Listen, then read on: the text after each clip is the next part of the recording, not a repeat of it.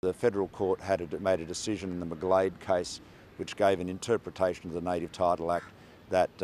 no one had anticipated, or is not outside of the litigators perhaps.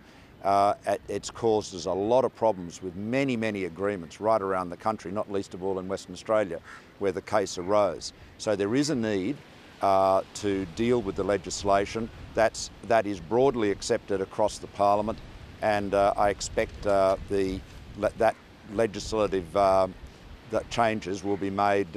when Parliament gets back. The recognition that the McGlade decision would make so many native title, so many agreements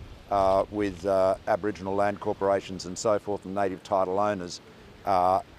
invalid. It's a decision that can't be allowed in practical terms to let stand, and there is very strong support for rectifying it. Mr Adani noted that this is an issue for his development, but frankly it's an issue for just about every development in Australia where native title issues are involved. So it's an issue for the native title owners as well, because plainly you've got to be able to reach agreements to get the development to ensure that native title owners, First Australians, get the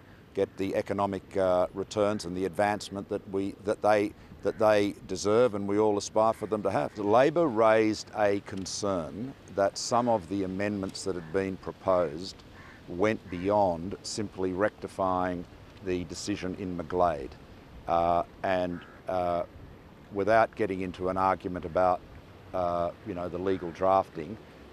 we will ensure that the amendments that are voted on in the Senate when Parliament gets back deal with the McGlade decision, and then any further amendments, if interested parties want to advance them, can be considered at a future date. But the priority in terms of